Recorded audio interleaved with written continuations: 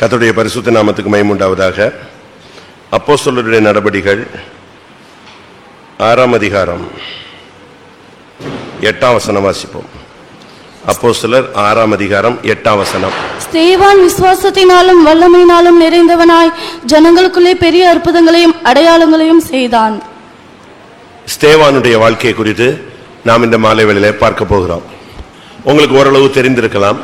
இப்பொழுதும் நம்முடைய பக்தி விருத்திக்கு ஏதுவாக நாம் ஒரு விசை அதை சிந்திப்பது நலமாக இருக்கும் என்று விசுவாசிக்கிறேன்.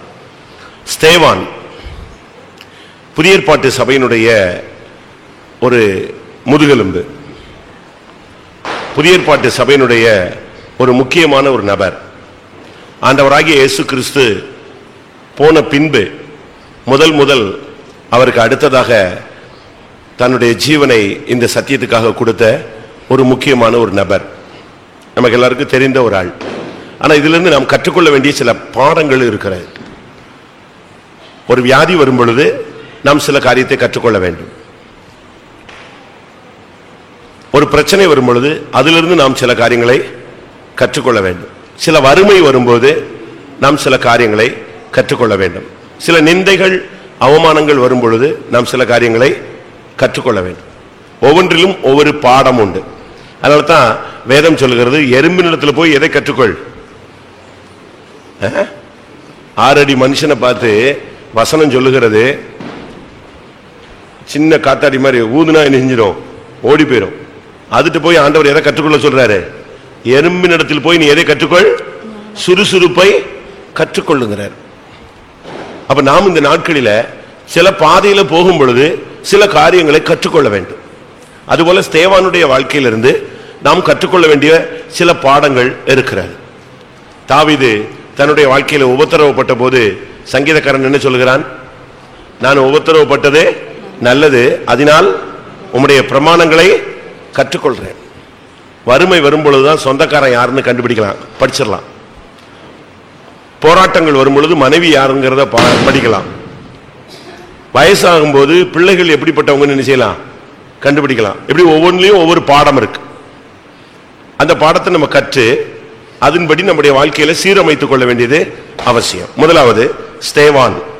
ஸ்தேவான்னா என்ன அர்த்தம் சொல்லுங்க? ஸ்தேவான் என்னது? கிரீடம். முதலாவது அவனுடைய பெயருடைய சரியான அர்த்தம் என்னது? கிரீடம். பிராக்கெட்ல ஜெயத்தின் கிரீடம் இருக்கு. அப்போ நாம் இந்த நாட்களில் முதலாவது கிரீடத்தை எதிர்பார்த்து தான் நம்ம போய்கிட்டு இருக்கிறோம். நம்முடைய வாழ்க்கையில நமக்கு ஒரு கிரீடம் உண்டு. அதை சத்துருவின் வல்லமையில் என்ன செய்யக்கூடாது? எடுக்க விட கூடாது. அதே நேரத்தில் அது வெளிப்படுத்தல் 3ஆம் அதிகாரம் 11ஆம் வசனம். வெளிப்படுத்தல் 3:11. இதோ சீக்கிரமாய் வருகிறேன், ஒருவனும் உன் கிரீடத்தை எடுத்துக்கொள்ளாதபடிக்கு உனக்குள்ளதை பற்றி கொண்டிரு. உனக்குள்ள கிரீடத்தை நீ பற்றி கொண்டிருன்னு சொல்லியிருக்கு. அப்ப நமக்குன்னு ஒரு கிரீடம் இருக்கு. இந்த உலகத்துல நமக்கு ஒரு கிரீடம் இருக்கிறது.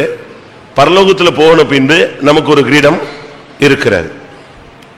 இந்த உலகத்துல மகிமையின் கிரீடத்தை நாம் சூடிக்கொள்ள முடியாக இந்த உலகத்துல நமக்கு கொடுக்கப்படுகிற கிரீடம் என்னன்னு சொன்னா, லேவியராகமம் 21:12 படி இந்த உலகத்துல நமக்கு ஒரு கிரீடத்தை தேவன் கொடுக்கிறார்.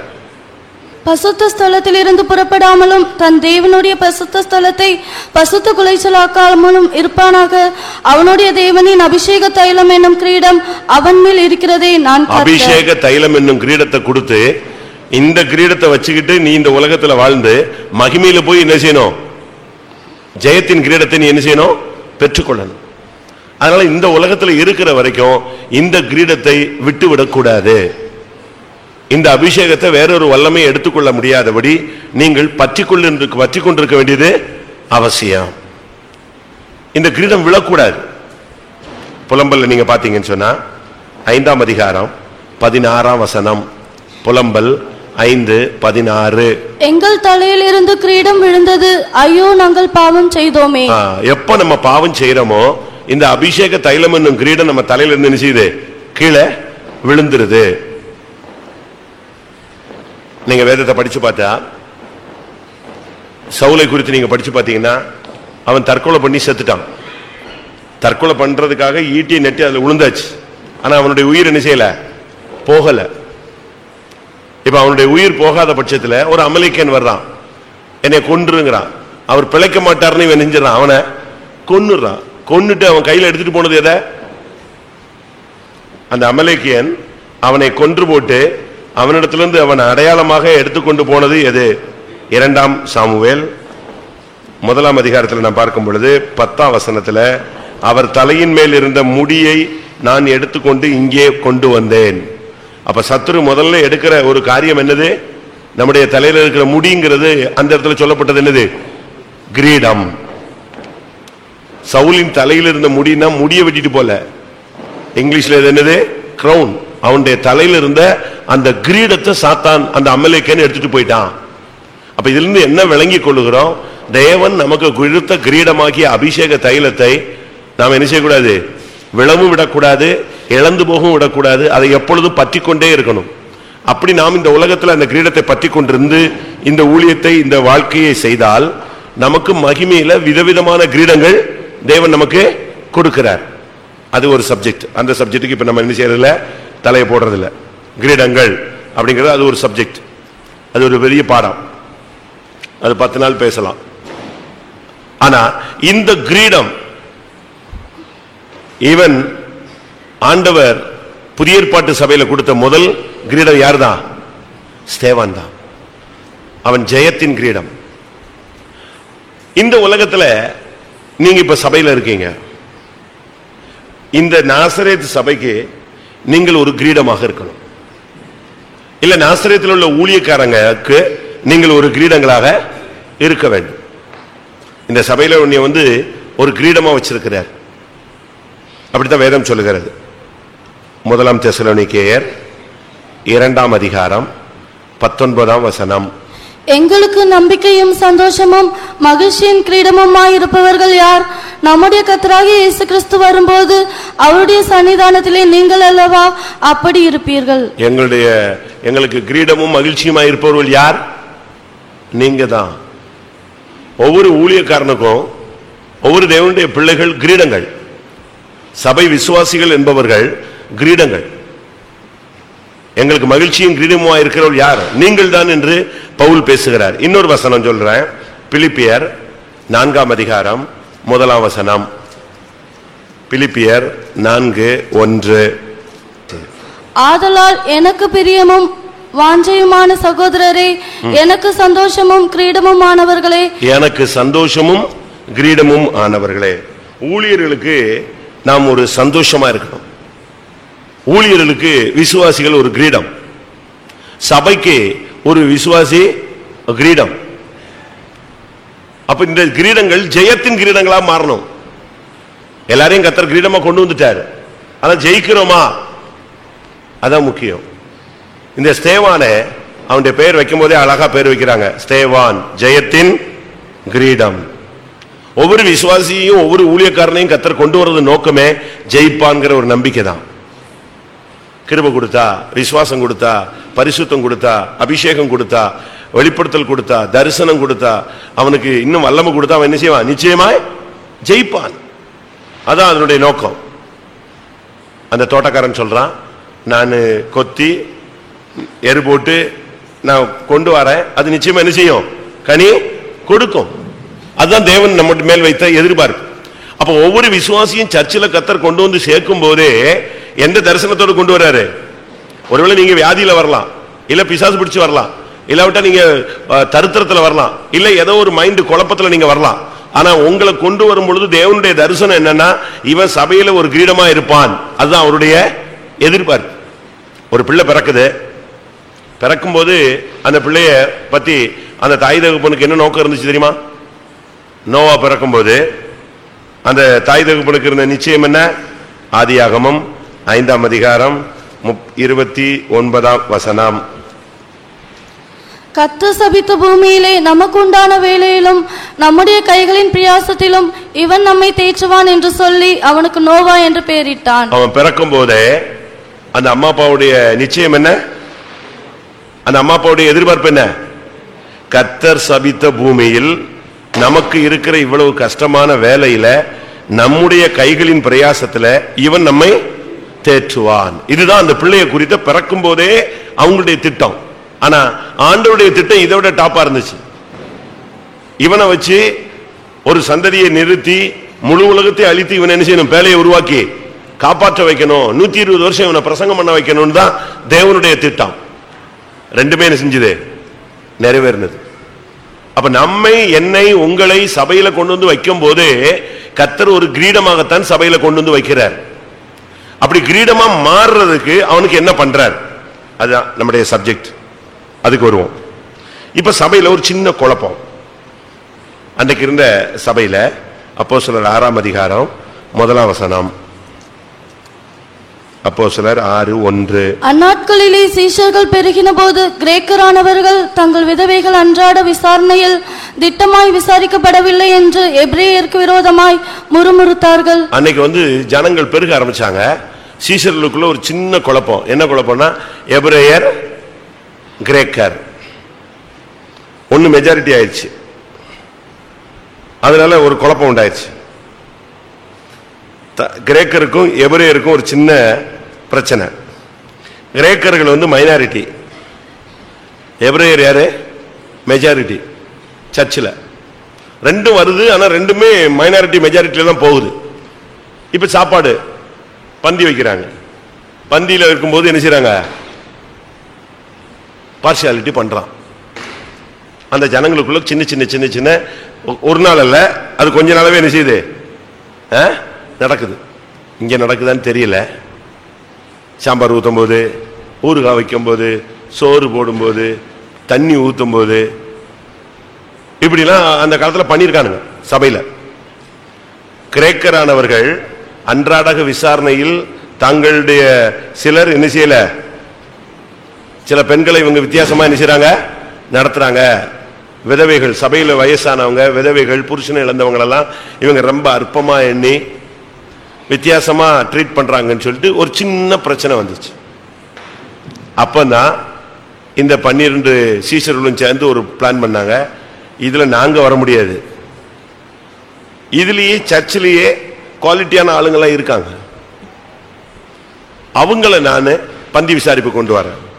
மற்றவன் கண்டவனு செய்ய வேண்டாம், பக்கெட்டை தூக்க வேண்டாம். நம்முடைய சபையில் அப்படி இருந்துச்சு. வலது கையில வாட்சி கட்டினா எது எடுக்கக்கூடாது, சாம்பார் தொடக்கூடாது. சிபிஎம்ல ஆரம்பத்தில் இருந்த பிரமாணத்தை சொல்றோம். முந்திலாம் கொஞ்சம் ஸ்டைலா எதுல கட்டுவாங்க, ரைட் ஹேண்ட் கட்டுறத பார்த்துருக்கீங்களா? ரைட் ஹேண்ட்ல வாட்சி கட்டினா பக்கெட்டை தூக்கக்கூடாது, வெளியே போட்டுருவாங்க.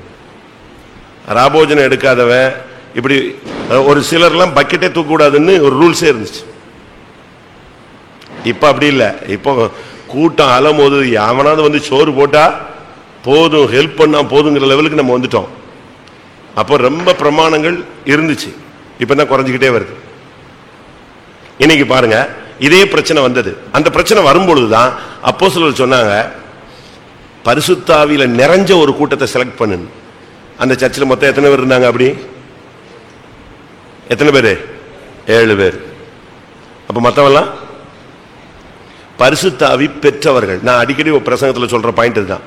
பரிசுத்தாவி பெறுவது ஒன்று, பரிசுத்தாவில் நிறைந்திருக்கிற வாழ்க்கை ஒன்று. வித்தியாசம், ரெண்டுக்கு வித்தியாசம் இருக்கு. நல்லா புரிஞ்சுக்கணும். நாம ஒரு இடத்துல நிறைவுன்னு ஒரு பகுதி இருக்கு, ஓரளவு என்கிற ஒரு பகுதி இருக்கு. பரிசுத்தாவி பெற்றவங்க தான் இந்த பட்சவாதம் பண்ணது. அன்னைக்கு இருந்த சபையில எல்லாருமே யாருதான்? பரிசுத்தாவி பெற்றவங்க. எல்லாம் அந்நிய பாஷை பேசுவான், எல்லாம் திருக்கதர்சனம் சொல்லுவான், எல்லாமே நடக்கும். ஆனா அவங்களுக்குள்ள என்ன இருந்துச்சு? விகற்பமான எண்ணங்கள் இருந்துச்சு. விகற்பமான எண்ணம் இல்லாதவன் யாருன்னா பரிசுத்தாவியில் நிறைந்தவன். அதுதான் நம்முடைய வாழ்க்கையில முக்கியமான தன்மை. இன்னைக்கு நமக்கு அப்படி இருக்கா? இப்ப 2 பிள்ளைங்க சண்டை போடுது. உங்க பிள்ளைகளையும் உங்க பிள்ளைய நீங்க பாத்துட்டீங்க, ஓடி போய் என்ன செய்வீங்க? உங்க பிள்ளைய தூக்கிட்டு திரும்பி பார்ப்பீங்க. பக்கத்தில் உள்ள பேரண்ட்ஸ் இல்லைன்னா 2 அடி கொடுத்துட்டு என் பிள்ளைய அடிச்சுக்கிட்டியான்னு சொல்லிட்டு தூக்கிட்டு வந்துடுவீங்க. அப்படித்தானே? அதான் உண்மை. இப்போ அப்படித்தான் நடக்குது எல்லா இடத்துலையுமே. நம்ம அப்படித்தான் பண்ணுவோம். ஏன்னா அங்கதான் நமக்கு எது வந்துருது, அந்த வித்தியாச உணர்வு வந்துருது. ஆனா உண்மையான தாயை என்ன செய்ய, நல்ல ஒரு ஆவிக்குரியவங்க என்ன செய்யணும்? போய் நம்ம பிள்ளைய 2 அடி அடிச்சுட்டு எங்க வந்துடணும், இழுத்துட்டு வரணும். அடுத்தவன் பிள்ளைய அடிச்சுட்டு நீ நினைச்சு கூடாது உன் பிள்ளைய இழுத்துட்டு வந்துடக்கூடாது. அப்படின்னா காக்கைக்கு தன் குஞ்சு பொன் குஞ்சு மாதிரி ஆயிடும். நாம இந்த நாட்களில் எப்படி இருக்கிறோம் பாருங்க. பரிசுத்தாவி பெற்ற சபையில கிரேக்கர் எபிரேயர்ங்கிற வித்தியாசம் வந்த பொழுது அதை நிவர்த்தி செய்ய அப்போஸ்தலர்கள் ஏற்படுத்தின ஒரு கூட்டம் தான் யாரு? பரிசுத்தாவியில் நிறைந்தவர்கள். இந்த பரிசுத்தாவியின் நிறைவுங்கிறதுடைய அடுத்த ஸ்டெப்பை சொல்றேன். பரிசுத்தாவி நிறைஞ்சா அடுத்த ஸ்டெப்பும் நிறையும். ஒரு தீர்க்கதரிசியினுடைய மனைவி எலிசாட்ட சொல்றா, என் புருஷன் செத்து போயிட்டாரு, ஆனா கடன் வாங்கிட்டே நெஞ்சிட்டாரு, செத்து போயிட்டாரு. அப்ப அவன் கேட்கறான், வீட்டுல என்ன இருக்குன்னு. ஒரு குடம் என்ன இருக்கு? அப்ப இருக்கிற குடத்தெல்லாம் வாங்கிட்டு வா, இதை ஊத்திக்கிட்டே இரு, அது நிரம்பிக்கொண்டே இருக்கும். ஒரே குடம் தான், ஊத்த ஊத்த நெஞ்சுக்கிட்டே இருந்துச்சு, நிறைந்து கொண்டே இருந்ததாக பைபிள் சொல்லுகிறது. அதுபோல பரிசுத்தாவி என்கிற ஒரு நிறைவு இருந்தா போதும். பரிசுத்தாவி ஃபுல்லா இருந்தா அடுத்தது என்ன செய்யும்? நிறைய 4 நிறைவு உண்டாகும். அதை நாம் இன்னைக்கு படிக்க போறோம். அப்போஸ்தலர் 6ஆம் அதிகாரம் 3ஆம் வசனம். ஆதலால் சகோதரரே, பரிசுத்த ஆவியும் ஞானமும் நிறைந்து, பரிசுத்த ஆவியும் ஞானமும் நிறைந்து. 5ஆம் வசனம். இந்த யோசனை சபையார் எல்லாருக்கும் பிரியமாயிருந்தது. அப்பொழுது விசுவாசமும் பரிசுத்த ஆவியும் நிறைந்தவனாகிய முதல்ல பாருங்க, பரிசுத்த ஆவியும் ஞானமும் நிறைந்தது. அடுத்து இப்பொழுது எது? விசுவாசமும் பரிசுத்த ஆவியும் நிறைந்தது. 1 2 3 வந்துருச்சா? சரி. 8ஆம் வசனம்.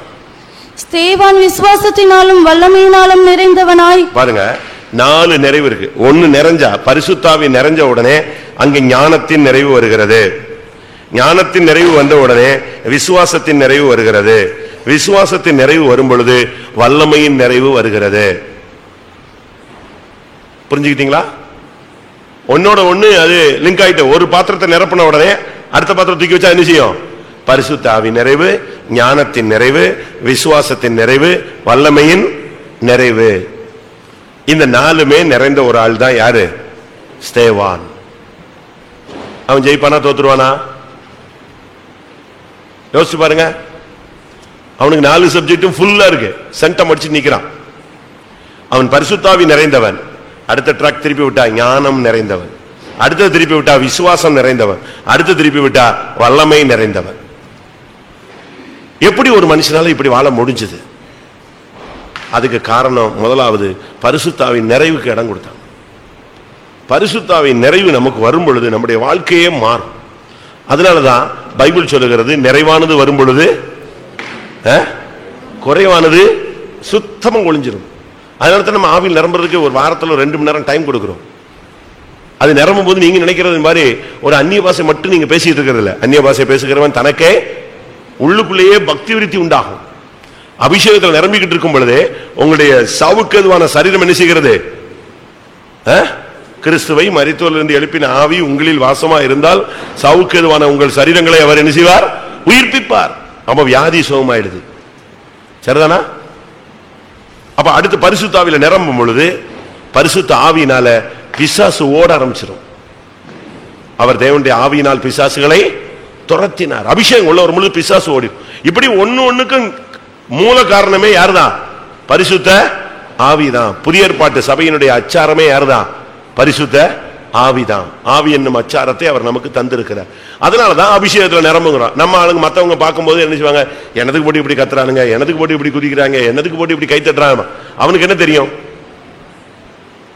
அவனுக்கு ஒண்ணுமே தெரியாது. ஆனா நமக்கு தான் தெரியும். இந்த அபிஷேகத்துல நிரம்ப நிரம்ப நிரம்ப நிரம்ப உங்களுக்குள்ள சுத்திகரிப்பு, உங்களுக்குள்ள பரிசுத்தமாகுதல், உங்களுக்குள்ளேயே ஆவி, கர்த்தருடைய ஆவி எங்க உண்டு அங்கே விடுதலை உண்டு. கட்டுகள் அறுக்கும், அஸ்திபாரம் அசையும், பிசாசு நடுங்குவான். இதனாலதான் நம்ம பரிசுத்தாவில நிரம்ப சொல்றோம். நீங்க தனியா நிரம்பி பாருங்க. தனியா உட்கார்ந்து ஒரு மணி நேரம் உட்கார்ந்து தானாவே ஆவில் நிரம்பி பாருங்க.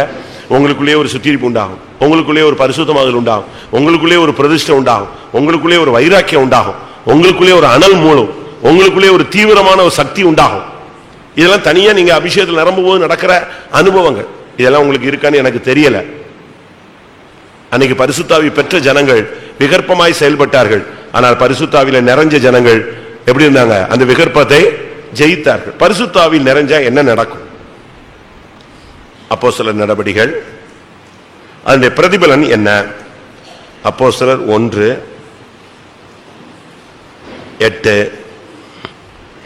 பரிசுத்த ஆவி உங்களிடத்தில் வரும்போது நீங்கள் பலனடைந்து எருசலேமிலும் யூதேயா முழுவதிலும் சமாரியாவிலும் பூமியின் கடைசி பரியந்தமும் எனக்கு சாட்சிகளாய் இருப்பீர்கள் என்றார். சாட்சிகளாய். பரிசுத்த ஆவியின் நிறைவு வரும் பொழுது ஒரு மனுஷனுக்குள்ள சாட்சியின் ஜீவியம் உண்டாகும். 2 சாட்சி. ஒன்னு, இந்த உலகத்தில் ஒரு சாட்சிகளாய் நாம் வாழ்வது, ஒரு சாட்சியின் ஜீவியத்தை பெற்றுக்கொள்வது. 2வது, இரத்த சாட்சிகளாய் மரிப்பது. நீங்க மூல பாஷையில இந்த அப்போஸ்தலர் 1:8 படிச்சு பாத்தீங்கன்னா, நீங்கள் பலனடைந்து எனக்கு இரத்த சாட்சிகளாய் இருப்பீர்கள். எப்படி? அவருடைய சரியான அர்த்தம் என்னது? சாட்சின்னு சொன்னா கர்த்தருக்கு ஸ்தோத்திரம், நான் இன்னைக்கு வந்தேன் போனேன்னு இந்த ஞாயிற்றுக்கிழமை எந்திரிச்சிட்டு என்னத்தையா சொல்லிட்டு இருப்பாங்களே, இந்த சாட்சி இல்ல. பிசாசு உன்னை பத்தி சாட்சி சொல்லணும். இவர் மெய்யாகவே தேவனுடைய விசுவாசி, இவன் மெய்யாகவே தேவனுடைய ஊழியர். 100க்கு அதிபதி சொல்றான், இவர் மெய்யாகவே தேவனுடைய குமாரன் சொல்லணும். உன்னுடைய காணிக்கைக்கு தேவன் சாட்சி கொடுக்கணும். நீங்க கொடுக்கிற காணிக்கைக்கு யார் சாட்சி கொடுக்கணும்? யார் சாட்சி கொடுக்கணும்? தேவன் சாட்சி கொடுக்கணும். எபிரேயர் 11:4. விசுவாசத்தினாலே ஆபேல் காயினுடைய பலியிலும் மென்மையான பலியை தேவனுக்கு செலுத்தினான், அதனாலே அவன் நீதிமான் என்று சாட்சி பெற்றான்.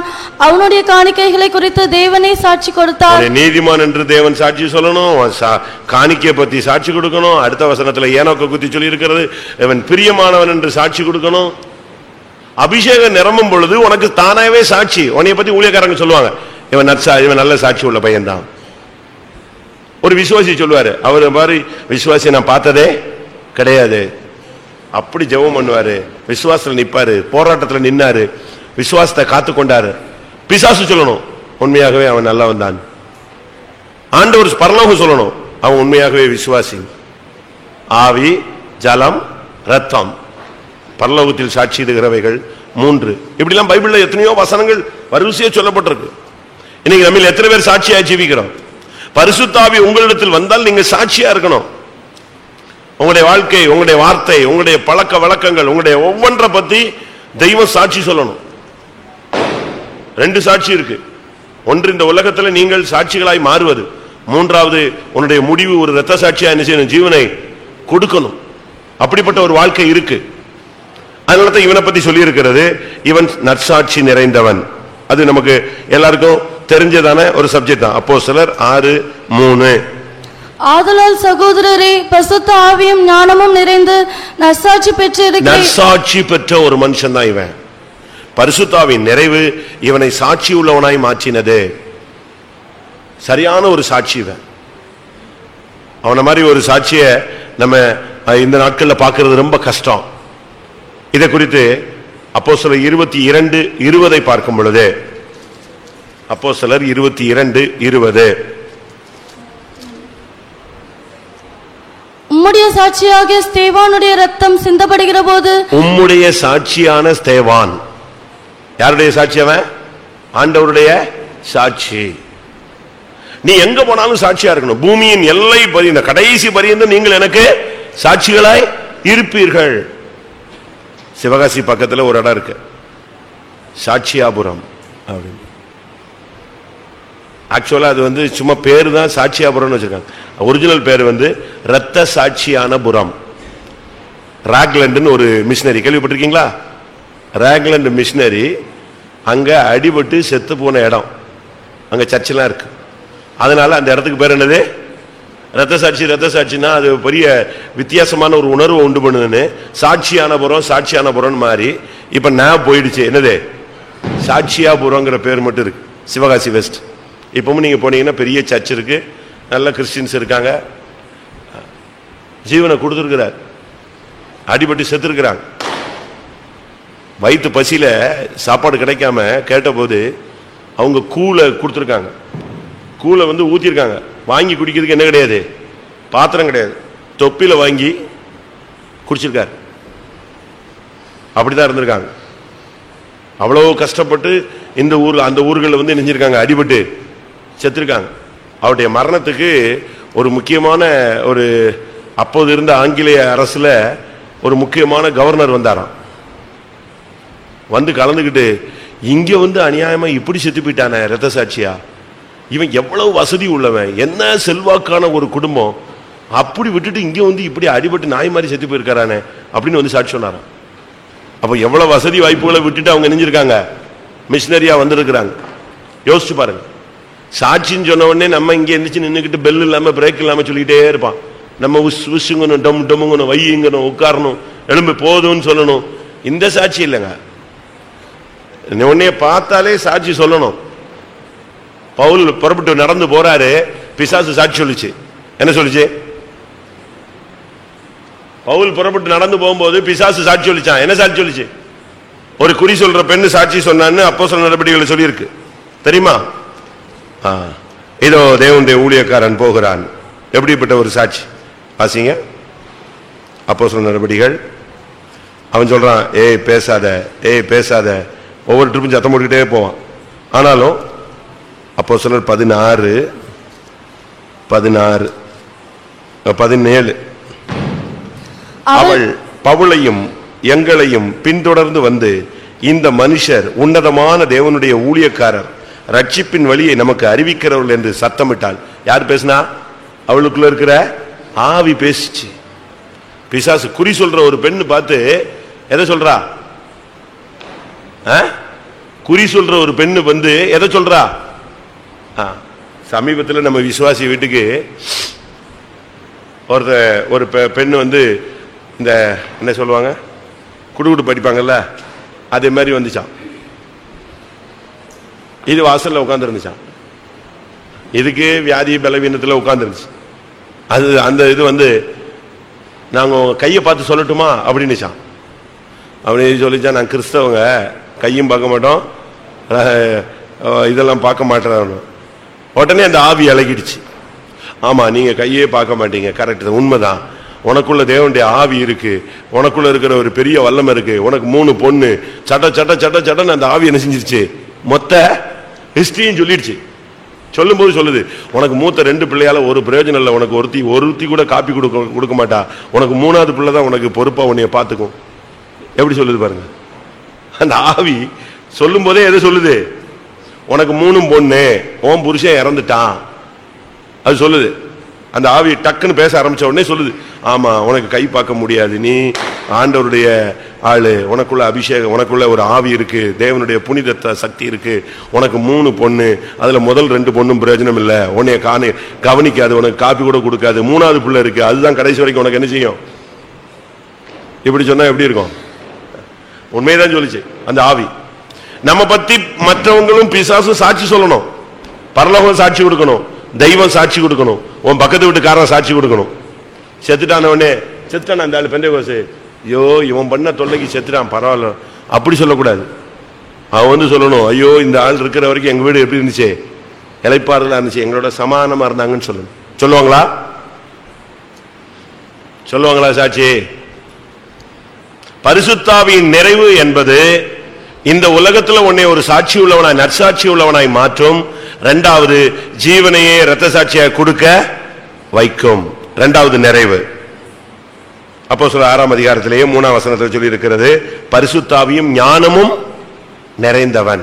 ஞானத்தின் நிறைவுனா என்ன? யாக்கோபு 3ஆம் அதிகாரம் 17ஆம் வசனம். பரத்திலிருந்து வருகிற ஞானமும் முதலாவது சுத்தமுள்ளதாயும், பின்பு சமாதானமும் சாந்தமும் இணக்கமும் உள்ளதாயும், இரக்கத்தாலும் நற்கனிகளாலும் நிறைந்ததாயும், பட்சபாதம் இல்லாததாயும், மாயமற்றதாயும் இருக்கிறது. பரிசுத்தாவின் அந்த நிறைவுக்கு அடுத்து ஞானத்தின் நிறைவு. ஞானத்தின் நிறைவை பத்தி நீங்க பைபிள்ல படிச்சீங்கன்னா, பரத்திலிருந்து வருகிற ஞானம் அது சுத்தம் உள்ளது, இணக்கம் உள்ளது, இரக்கத்தாலும் நற்கனிகளாலும் நிறைந்தது, சமாதானம் உள்ளது, அது பட்சபாதம் இல்லாதது, அது மாயமற்றது. அந்த கனிகளை பாருங்க, பரத்திலிருந்து வருகிற சக்தி. அப்ப ஞானம்னு சொன்னா நீ படிக்கிற கம்ப்யூட்டரோ இல்லாவிட்ட உலக அறிவோ இதெல்லாம் ஞானம் அல்ல. இது உலகத்துல உனக்கு சாப்பாட்டுக்கு கிடைக்கிற அறிவு. ஒரு சில பிள்ளைகள்லாம் பாத்தீங்கன்னா நெட்ல அப்படியே கரை கடைஞ்சு போயிருக்கான், அதுல அதை வச்சுட்டு பரலவத்துக்கு போக முடியாது. செல்ல கொடுத்தீங்கன்னா செல்ல அப்படி இப்படி புரட்டி அப்படி எடுத்து வந்துருவான், உள்ள கூடி வெளியே வந்துடுவான். அது அல்ல, அதுல சும்மா உலக பிரகாரமான நமக்கு இருக்கு. ஆனா பரத்திலிருந்து வருகிற ஞானம் ஒண்ணு இருக்கு, பாதாளத்திலிருந்து வருகிற ஞானம் ஒண்ணு இருக்கு. உலக ஞானம் எப்படிப்பட்டது? பாதாளத்திலிருந்து வருகிற ஞானம் எப்படிப்பட்டது? லௌகீக சம்பந்தமானது, பேய்த்தனத்துக்கு அடுத்தது, ஜென்மஸ்வாவத்துக்கு அடுத்தது. வாசிங்க யாக்கோபு 3:14-15. இப்படிப்பட்ட ஞானம் பரத்திலிருந்து இறங்கி வருகிற ஞானமாயிராமல் லௌகிக சம்பந்தமானதும் ஜென்ம சுபாவத்துக்குரியதும் பேய்தனத்துக்கு அடுத்ததுமாயிருக்கிறது. பாதாளத்திலிருந்து வருகிற ஞானம் இல்லாவிட்ட உலகத்திலிருந்து வருகிற ஞானத்துக்கு 3 சக்தி உண்டு. ஒன்று ஜென்ம சுபாவம், இரண்டாவது பேய்த்தனத்துக்கு அடுத்தது, மூணாவது லௌகீக உலக சம்பந்தப்பட்ட ஞானம். இந்த ஞானத்துல நிறைந்தவனை நம்ம சபையில வைக்க முடியாது.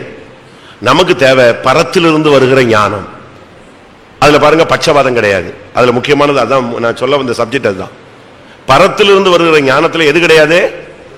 கிரேக்கன், எவரேயன், இந்த ஜாதி அந்த ஜாதி, இந்த ஊரு அந்த ஊரு, படிச்சவன் படியாதவன், சொந்தம், அப்படி அந்த வித்தியாசங்களே கிடையாது.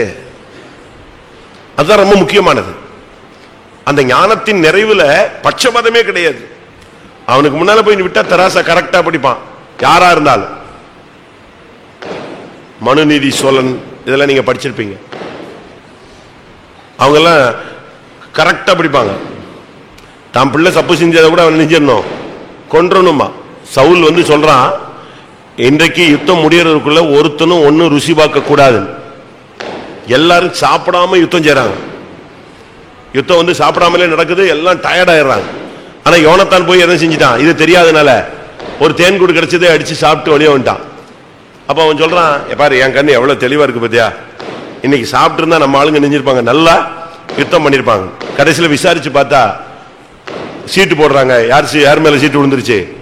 யோனத்தன் மேல. உடனே சவுல் சொன்னான், அவனை கொன்றணும். எப்படிப்பட்ட வார்த்தை! அவன் சொல்றான், அவனை கொல்லணும். என் பையனா இருந்தா கூட தப்பு பண்ணது என்னது? தப்புதான். நீங்க நம்ம அப்படி இருக்குமா? அபிஷேகத்தின் நிறைவுல சவுல் இருந்த போது நடந்த சம்பவம் அதெல்லாம். அபிஷேகம் குறைந்த போது இந்த சம்பவம் நெஞ்சிருச்சு, மாறிடுச்சு, இந்த கிருபை போயிடுச்சு. இன்னைக்கு நமக்குள்ள எத்தனை பேருக்கு இந்த பரிசுத்தாவின் நிறைவு வரும் பொழுது ஞானம் நிறைவு உண்டாகிறது? ஞானம் தன் 7 தூண்களை சித்திரம் தீர்த்து தன் வீட்டை கட்டினது. ஞானத்துக்கு 7 தூண் அப்படின்னா ரவுண்ட் பில்டிங் அது. ஆனா இந்த 7 தூணும் தான் இந்த யாக்கோபு 3:17 சொல்லப்பட்டவைகள். அதுல 7 காரியம் இருக்கும். நீங்க மிங்கிள் பண்ணி கரெக்டா சேர்த்து படிச்சீங்கன்னா வரும். இந்த 7 தூண் தான் நம்முடைய வாழ்க்கையில ரொம்ப முக்கியமானது. அதுல முக்கியமானது பட்சபாதம் இல்லை. நமக்கு அப்படி இருக்க முடியுமா? ஞானத்தின் நிறைவு வரும் பொழுது உனக்கு பட்சபாதமே இருக்காது.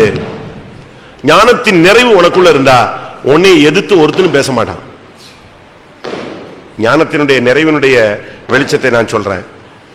அப்போஸ்தலர் 6:10. அவன் பேசின ஞானத்தையும் ஆவியையும் எதிர்த்து நிற்க அவர்களால் கூடாமல் போயிற்று. அவனுடைய ஞானத்தை எதிர்க்க எவனுக்கும் சக்தி கிடையாது. அவன் பேசின ஞானத்தையும் ஆவியையும் எதிர்த்து நிற்க ஒருவரும் கூடாது. அவன் பாருங்க, அவனுக்கு ஞானத்துல 2 பகுதி இருக்கு. அழகா பேசுவான் ஞானமா, அதே நேரத்துல சுபாவங்கள்ல ஞானத்தை என்ன செஞ்சான்? வெளிப்படுத்தினான். இன்னைக்கு ஞானத்தின் நிறைவு நமக்குள்ள இருக்கா? இன்னைக்கு எத்தனை பேருக்கு ஞானத்தின் நிறைவு இருக்கும்னு எதிர்பார்க்கிறீங்க? ஞானத்தினுடைய ஸ்டார்டிங் ஸ்டேஜ் சுத்தம், பரிசுத்தம், சாந்தம், சமாதானம், இணக்கம், நற்கனிகள், இரக்கம், பட்சபாதம் இல்லாது, மாயமற்றது. இப்படித்தான் பைபிள் சொல்லுது. அப்ப ஞானத்தின் நிறைவு, பரிசுத்தாவின் நிறைவு இருந்தா உனக்குள்ள ஞானத்தின் நிறைவு இருக்கும். சரி, இந்த ஞானத்தின் நிறைவுடைய அடுத்த வெளிப்பாடு என்னன்னா, முகம் வந்து தேவதூதன் போல மாறுமா. 6ஆம் அதிகாரம் கடைசி வசனம் 6:15. அப்போஸ்தலர் 6:15. ஆலோசனை சங்கத்தில் உட்கார்ந்திருந்த அனைவரும் அவன் மேல் கண்ணோக்கமாயிருந்து அவன் முகம் தேவதூதன் முகம் போல் இருக்க கண்டார்கள். நமக்கு இப்ப நான் பிரசங்கத்துல சூடு ஆக்கி ஏதாவது ஒரு வசன வார்த்தை சொல்லிட்டேன்னா, அந்த வசனம் யாரையாவது ஒருத்தனை டச் பண்ணிடுச்சுன்னா, நான் பார்த்துட்டு இருக்கும்போது என்ன செய்யும்? பட்டுன்னு கலர் மாறிடும். உண்மைதானே? எனக்கும் அப்படித்தான், உங்களுக்கும் அப்படித்தான். ஆனா இவனுடைய முகம் அப்படி மாறல. எப்படி மாறிடுச்சு? ஃபுல் கூட்டமும் இவனுக்கு ஆப்போசிட்டா மாறுது. இவன் உடனே ஐயோ அவ்வளவு பேர் முகம் மாறிடுச்சே, என்ன பண்ண போறானுங்களோ அப்படின்னு அவன் யோசிக்கல. அவ்வளவு பேர் இவனை பார்க்கும்போது இவனுடைய முகம் எப்படி மாறிக்கிட்டே வந்துச்சு? காயினுடைய முகம் மாறிடுச்சா இல்ல எப்படி மாறிடுச்சு?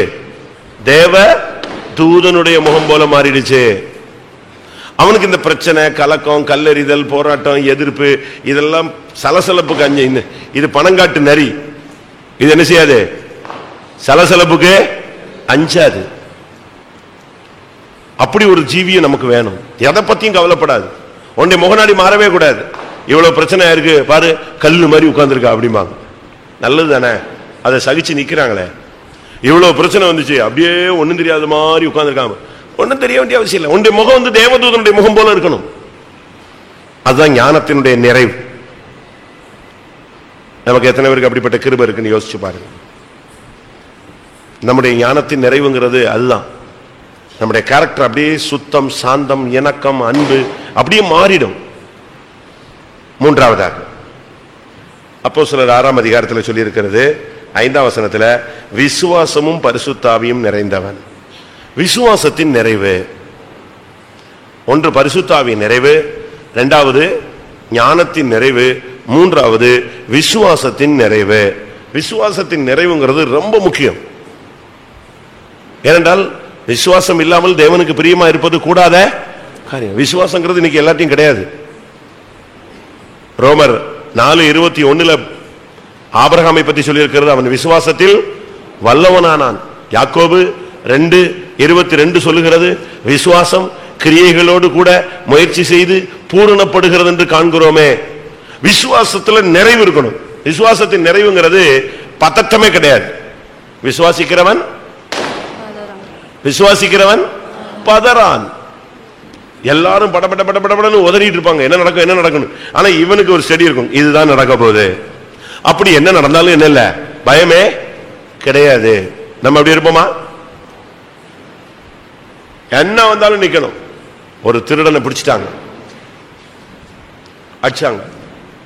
உண்மையை சொல்லுன்னு எவ்வளவோ அடிச்சாங்க.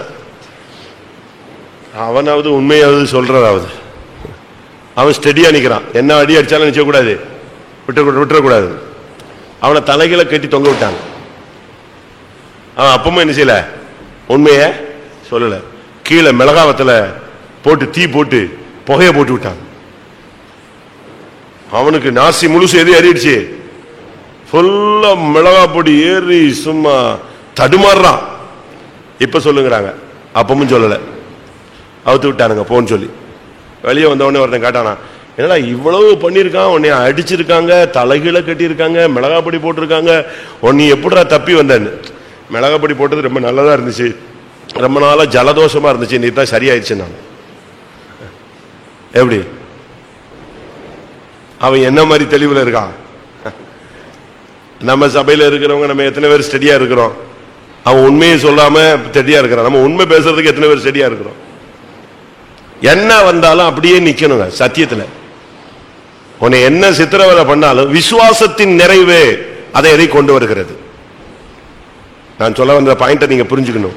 பரிசுத்தாவின் நிறைவு உன்னை சாட்சியா மாற்றுகிறது. ஞானத்தின் நிறைவு உன்னுடைய கேரக்டரை மாற்றி உன்னை ஜீவனை கொடுக்க வைக்குது.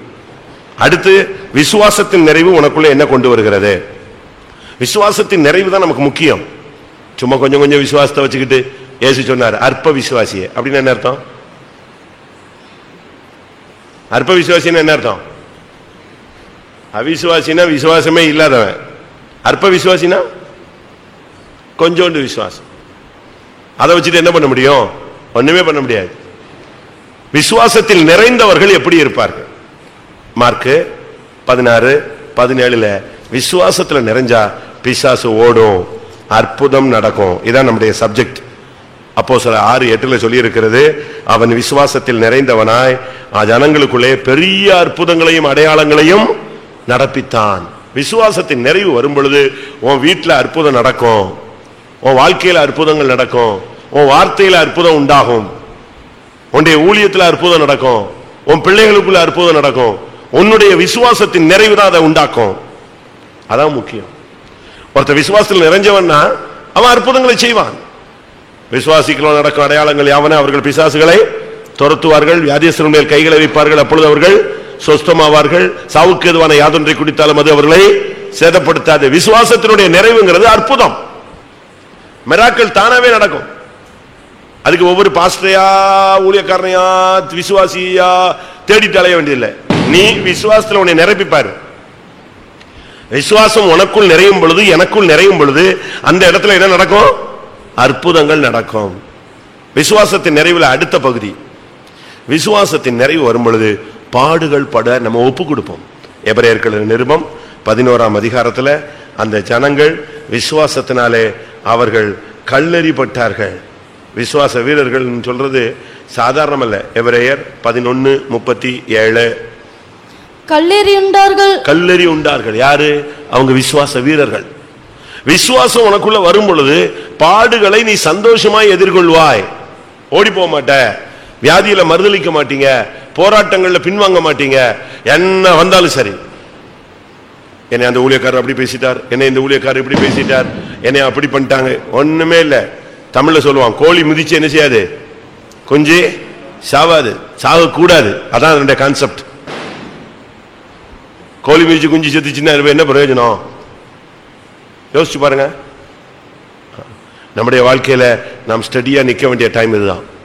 பரிசுத்தாவின் நிறைவு வந்தால் நீ சாட்சியாய் வாழுவாய். இந்த உலகத்திலும் நீ சாட்சி உள்ளவனாய் இருப்ப, ஜீவனையும் சாட்சியாய் கொடுப்பாய். உன்னை குறித்து பரலோகம் சாட்சி கொடுக்கும். ஞானத்தில் நிறைந்தவனா இருந்தால் உன்னுடைய கேரக்டர்ல ஒரு பெரிய மாற்றம் உண்டாகும். உன்னை எழுத்து யாருமே நிக்க முடியாது. உன்னுடைய முகம் தெய்வீகமாய் மாறும். விசுவாசத்தின் நிறைவு இருந்தால் உனக்குள்ளேயே அற்புதங்கள் நடக்கும். உன் மூலமாய் அற்புதங்கள் நடக்கும். உன்னால் தேவன் அற்புதங்களை செய்ய முடியும்.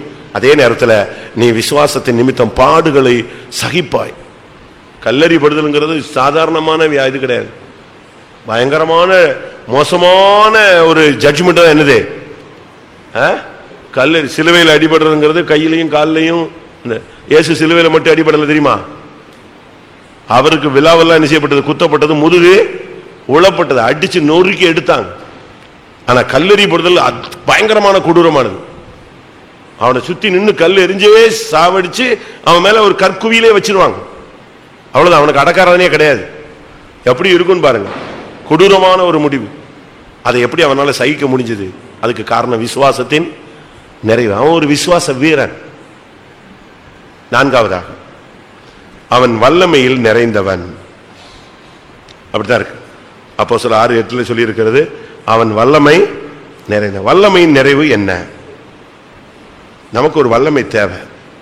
நமக்குள்ள இருக்கிற வல்லமை உயிர்த்தெழுதலின் சக்தி, கிறிஸ்துவை மரித்தோரிலிருந்து எழுப்பின ஆவி.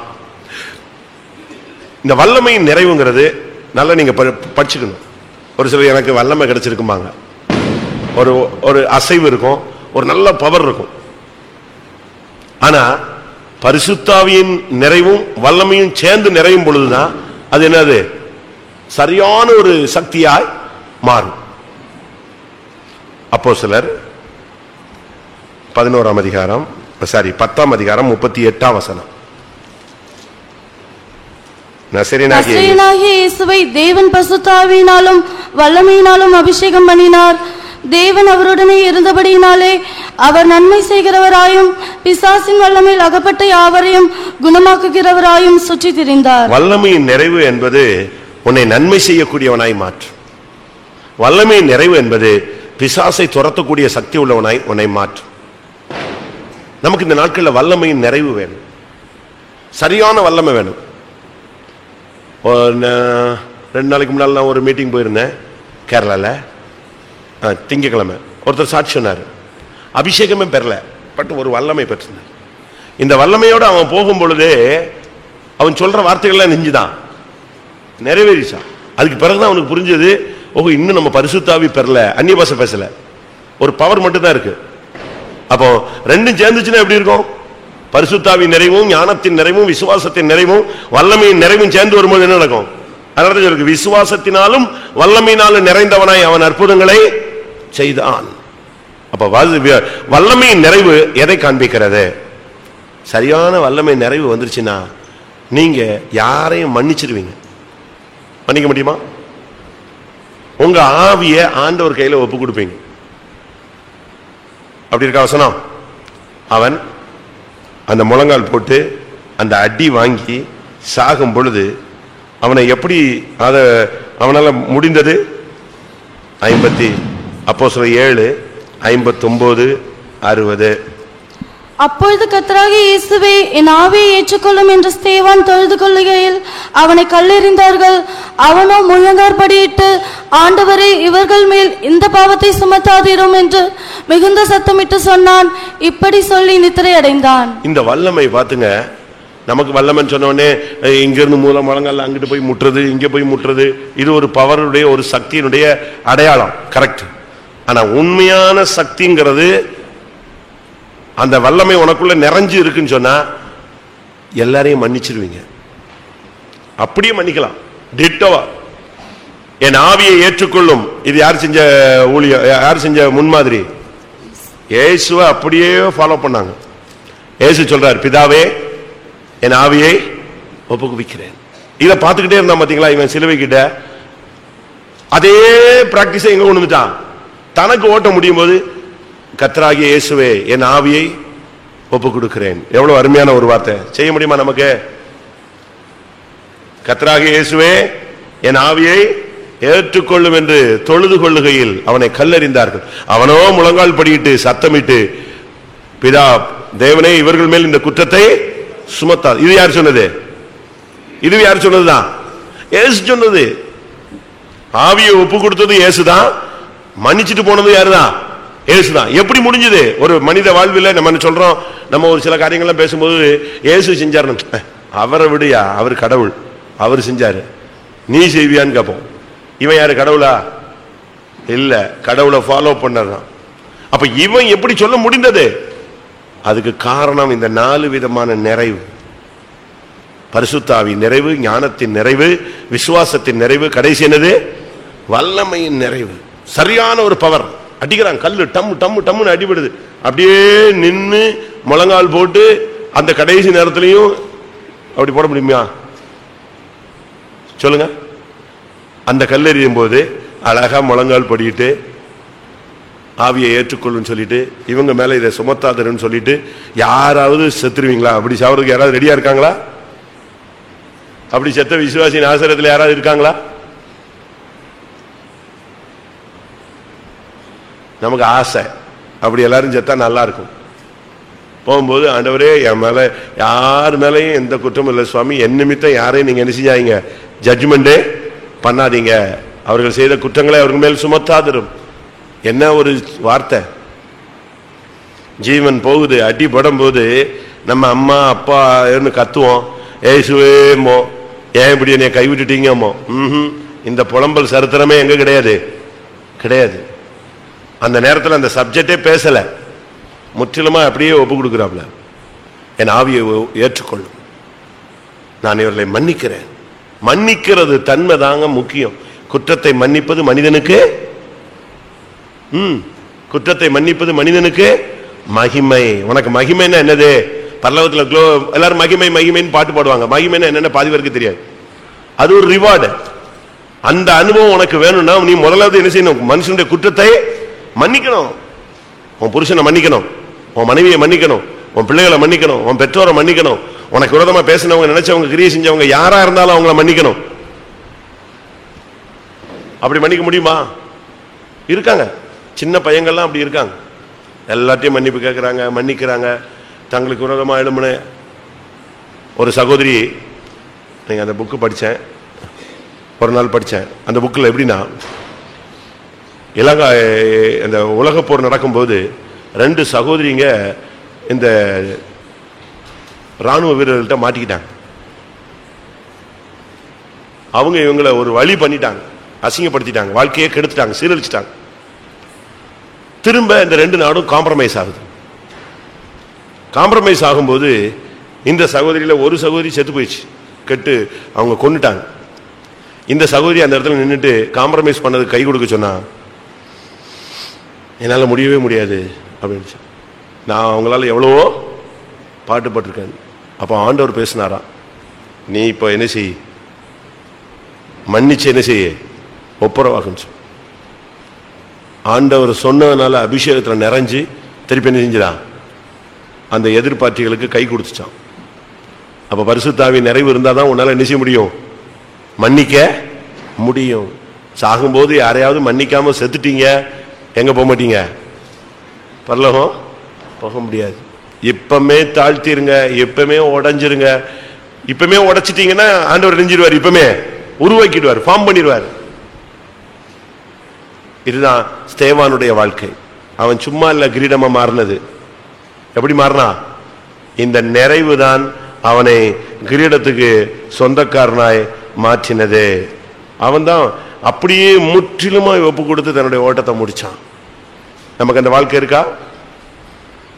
இந்த பரிசுத்தாவி நிறைவு இருக்கும்போது, கடைசியா ஒரு பாயிண்ட் சொல்றேன். பரிசுத்தாவி, ஞானம், விசுவாசம், வல்லமை, இந்த 4 நிறைவு இருக்கும்போது உங்களுக்கு ஒரு மகிமையான காட்சி கிடைக்கும். 7 அப்போஸ்தலர் 7:55. அவன் பரிசுத்த ஆவியினாலே நிறைந்தவனாய் வானத்தை அண்ணாந்து பார்த்து தேவனுடைய மகிமையையும் தேவனுடைய வலது பார்சத்தில் இயேசுவானவர் நிற்கிறதையும் கண்டு. எப்படி இருக்கும் பாருங்க. பரிசுத்த ஆவி நிறைவு வந்தபோது அவனுக்கு கிடைச்ச அனுபவம் என்ன? நம்பிக்கையற்றவனாய் சாகவில்லை, தோல்வியுள்ளவனாய் சாகவில்லை, நிச்சயத்தோடு செத்தான். சாகும் பொழுது பரிசுத்தாவில நிறைஞ்ச அந்நிய பாஷை பேசிட்டு அடிச்சான் பாருங்க. இதோ வானம் திறந்திருக்கிறதையும் உன்னதமானுடைய வலது பார்சத்தில் மனுஷகுமாரன் நிற்கிறதையும் நான் காண்கிறேன். அதனாலதான் அவரை பார்த்துட்டு அவர் கையில எதை கொடுக்கிறான்? ஆவிய கொடுக்க முடிஞ்சது. நம்ம சாகும்போது இப்படி ஒரு தரிசனம் இருக்குமா? இருக்கணும். நம்ம சாகும்போது இப்படி ஒரு தரிசனம் இருக்கணும். வானம் திறந்திருக்கிறதை காண்பது என்பது ஒரு தீர்க்க தரிசனத்தின் நிறைவேறுதல். யோவான் எழுதின சுவிசேஷம் 1 அதிகாரம் 51 பின்னும் அவர் அவனை நோக்கி, வானம் திறந்திருக்கிறதையும் தேவதூதர்கள் மனுஷகுமாரனிடத்திலிருந்து ஏறுகிறதையும் இறங்குகிறதையும் நீங்கள் இது முதல் காண்பீர்கள் என்று மெய்யாகவே மெய்யாகவே உங்களுக்கு சொல்கிறேன் என்றார். வானம் திறக்கிறத பார்க்கிறது ஒரு விசுவாசிக்கு ஒரு அடையாளம். அவன் பரலோகத்துக்கு போறாங்கிறதுக்கு ஒரு அடையாளம் அதுதான். அவன் சொல்றான், இதோ பரிசுத்தாவில் நிறைந்து சொல்றான், வானம் திறந்திருக்கிறதை நான் காண்கிறேன், உன்னதமானுடைய வலது பார்சத்தில் மனுஷகுமாரன் நிற்கிறதையும் நான் என்ன செய்கிறேன்? காண்கிறேன். பரிசுத்தாவின் நிறைவு எப்படி இருந்துச்சு பாத்தீங்களா? எல்லாரும் கண்களை மூடுவோம். ஒரு 5 நிமிடம் நமக்குள்ள இந்த நிறைவு இருக்கா? அந்த நிறைவினுடைய செயல்பாடு தான் நான் இப்ப சொன்ன ஒரு 7-8 காரியங்கள். நமக்கு அந்த பரிசுத்தாவின் நிறைவு இல்லைன்னா இந்த ரிசல்ட் இருக்காது. நான் திரும்பவும் சொல்றேன், பரிசுத்தாவின் நிறைவு இருந்தா அதுக்கு ஒரு ரிசல்ட் இருக்கு, ஞானத்தின் நிறைவு இருந்தா அதுக்கு ஒரு ரிசல்ட் இருக்கு, விசுவாசத்தின் நிறைவு இருந்தா அதுக்கு ஒரு ரிசல்ட் இருக்கு, வல்லமையின் நிறைவு இருந்தா அதுக்கு ஒரு ரிசல்ட் இருக்கு. இந்த 4 சேர்ந்து இருந்தா அதனுடைய ரிசல்ட் வானம் திறக்கிறதை நீங்கள் பார்க்கலாம். எல்லாரும் கண்களை மூடுவோம். ஒரு 2-3 நிமிஷம் இந்த வசனங்களுக்கு நம்மை ஒப்பு கொடுப்போம். இப்படிப்பட்டவர்கள் தான் சபைக்கு இல்லாவிட்டால் ஆண்டவருக்கு கிரீடங்களாக மாறுகிறார்கள். உங்களை இன்னைக்கு கர்த்தர் சபைக்கு கிரீடமா வச்சிருக்கிறார். இனி பரலோகத்தில் ஆண்டவருடைய கிரீடங்கமாய் நீங்கள் மாறுவீர்கள். பரலோகத்தில் உங்களுக்கு ஒரு கிரீடத்தை கர்த்தர் சூட்டுவார். நாம் ஒரு ஜெயத்தின் கிரீடங்களாய் மாறுவோம். ஆமென். கர்த்தாவே, என்னை பரிசுத்தாவினால் நிரப்பும், ஞானத்தினால் நிரப்பும், விசுவாசத்தினால் நிரப்பும், வல்லமையினால் நிரப்பும். பரிசுத்தாவியும் ஞானமும் விசுவாசமும் வல்லமையும் நிறைந்த ஒரு நபராய் என்னை உருவாக்கும். அப்பொழுது நான் சாட்சி உள்ளவனாய் வாழுவேன், உமக்காய் இரத்த சாட்சியாய் மரிப்பேன். அப்பொழுது நான் அற்புதம் செய்யக்கூடியவனாய் மாறுவேன். அப்பொழுது நான் உமக்காய் பாடுபடக்கூடியவனாய் மாறுவேன். அப்பொழுது எனக்குள் பட்சபாதம் இராது, என்னுடைய முகம் உம்முடைய முகம் போல மாறும். அப்பொழுது என்னுடைய ஆவியை உன்னிடத்தில் ஒப்பு கொடுப்பேன். நான் எல்லாரையும் மன்னிக்கிறவனாய் மாறுவேன். ஆமென். ஹல்லேலூயா. எத்தனை பேருக்கு இந்த நிறைந்த வாழ்க்கை வேண்டும்?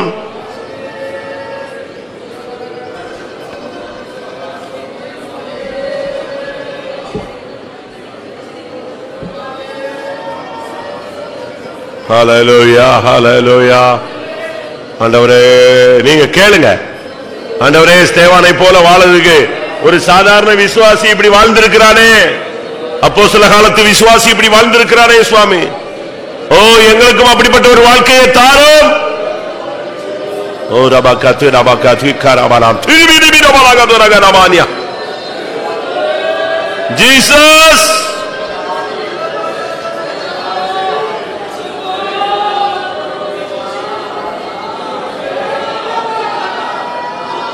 உள்ளத்தின் ஆழத்திலிருந்து ஒரு விண்ணப்பத்தை ஏறடுங்கள். உள்ளத்தின் ஆழத்திலிருந்து கர்த்தாவே ஒரு நிறைந்த வாழ்க்கைக்கு என்னை கொண்டு வாரும்.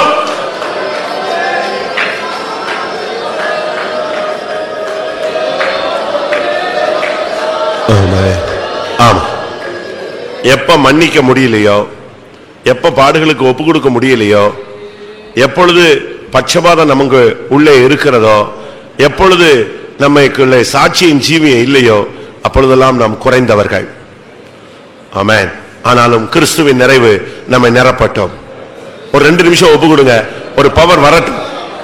ஸ்தேவானுக்குள்ளே ஆளுகை செய்த அந்த நிறைவின் சக்தி, எல்லாவற்றையும் எல்லாவற்றாலும் நிரப்புகிற அந்த வல்லமை இப்பொழுதே நமக்குள்ளே கடந்து வருவதாக.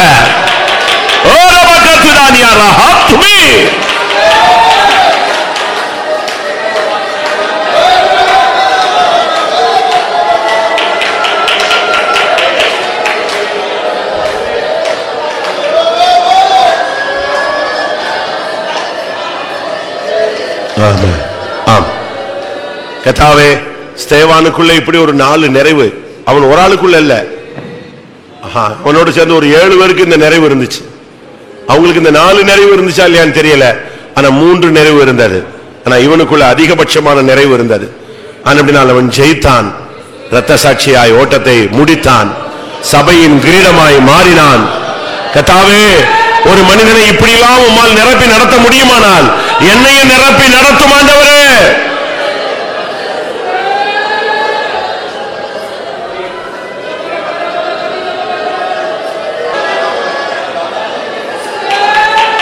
Hallelujah, hallelujah, hallelujah, hallelujah. Amen. Adonabana karatibi alabana.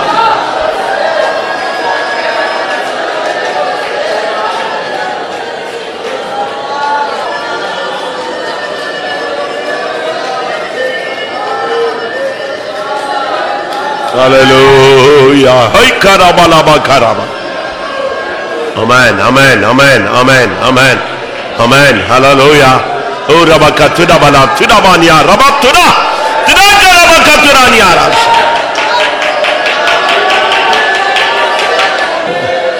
Hallelujah, hallelujah. Amen, amen, amen, amen, amen, amen. Oh, rabakatuna bala.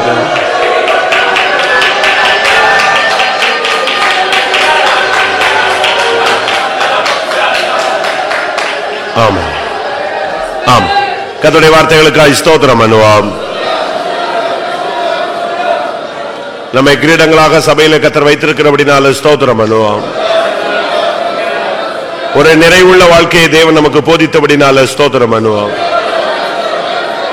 இந்த ஸ்தேவானுடைய இந்த அனுபவங்களை இந்த நாட்களில் பெற்றுக்கொள்ள பயிற்சிவிக்க கர்த்தர் நமக்கு அருள் செய்ய முடியாது. ஸ்தோத்திரம் பண்ணுவோம்.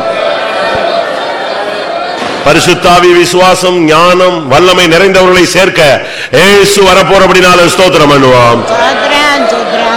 நிறைந்தவர்களாய் அவரை சந்திக்க உதவி செய்ய முடியாது. ஸ்தோத்திரம் பண்ணுவோம். பிதா, குமாரன், பரிசுத்த ஆவியானவருக்காய் ஸ்தோத்திரம் பண்ணுவோம். எல்லா மகிமையும் அவருக்கே செலுத்தி ஸ்தோத்திரம் பண்ணுவோம்.